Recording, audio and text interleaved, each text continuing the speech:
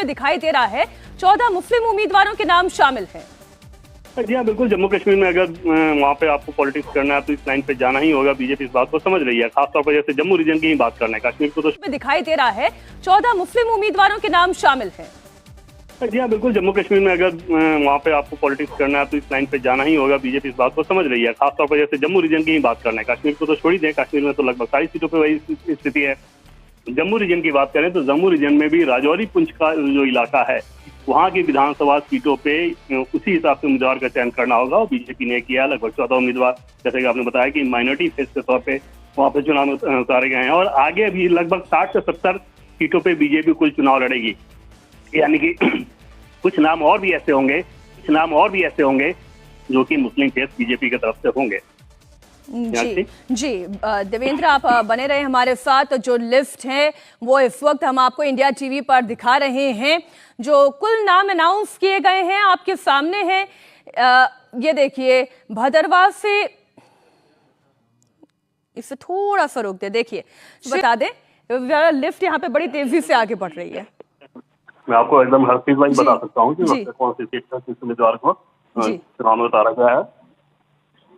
और इस लिस्ट को अगर देखें तो आपको समझ में आएगा कि कल जो बैठक हुई बीजेपी की, पैंपोर से जैसा कि इंजीनियर सैयद शौकत, राजपुरा से अर्शीद भट्ट, शोपिया से जावेद अहमद कादिर शोपिया, जो कभी ज्यादा आतंकवाद के लिए जाना जाता था, अब वहाँ पे स्थिति बहुत बेहतर है। अनंतनाग पश्चिम की बात करें तो मोहम्मद रफीक वानी, अनंतनाग से अधिवक्ता सैयद वजाहत, श्री गुफवाड़ा बिजबेहरा से सोफी यूसुफ, शानगुद अनंतनाग पूर्व से वीर सराफ, इंदरवल से तारिक कील, किश्तवाड़ से शगुन परिहार, पाडेर नागसैनी से सुनील शर्मा जो कि इसी बार के विधायक हैं, भदरवाह से दलीप सिंह परिहार, डोडा से गजय सिंह राणा, डोडा पश्चिम से शक्तिराज परिहार, रामबाण से राकेश ठाकुर, बनिहाल से सलीम भट्ट, इसके अलावा हब्बक कदल से अशोक भट्ट, गुलाबगढ़ जो कि रिजर्व सीट है मोहम्मद अकरम चौधरी, रियासी से कुलदीप राज दुबे, माता वैष्णो देवी से रोहित दुबे, कालाकोट सुंदरबनी से ठाकुर रणधीर सिंह, बुद्धा से चौधरी जुल्फकार अली, थाना मंडी से मोहम्मद इकबाल मलिक, सूरज कोटे से सैयद मुश्ताक अहमद, पुंछ हवेली से चौधरी अब्दुल गनी,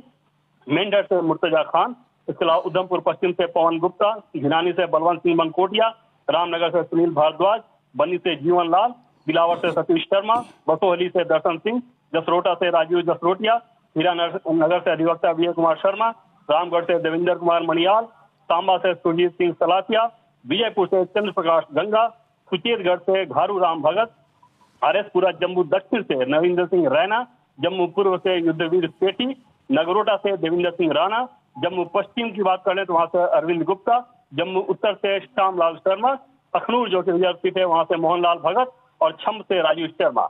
ये वो लिस्ट है बीजेपी जिससे जम्मू कश्मीर में बीजेपी केंद्रीय चुनाव समिति ने इन नामों को स्वीकृति प्रदान कर दी, जिसे आज पार्टी ने जारी किया। जी, इनमें से बहुत सारे वो नाम हैं जो लगातार कश्मीर में बहुत एक्टिव रहे हैं। और अगर आप नेशनल मीडिया के लिहाज से भी देखें देवेंद्र, तो कई बार बड़े बड़े इश्यूज पर हमने इन्हें अपनी बात आगे रखते हुए देखा है।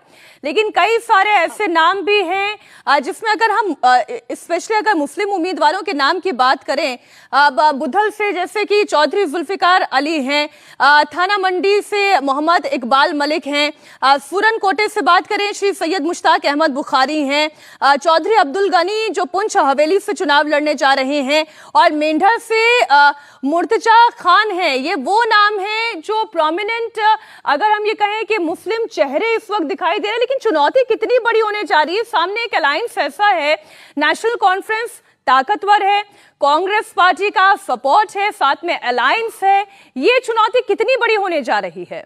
निश्चित तौर पर बहुत बड़ी चुनौती है। और इसमें आप देखें तो कश्मीर में तो दबदबा है ही नेशनल कॉन्फ्रेंस। अगर कांग्रेस पार्टी गठजोड़ के साथ जब वो चुनाव में जाएगी तो उनका बहुत ज्यादा दबदबा रहेगा।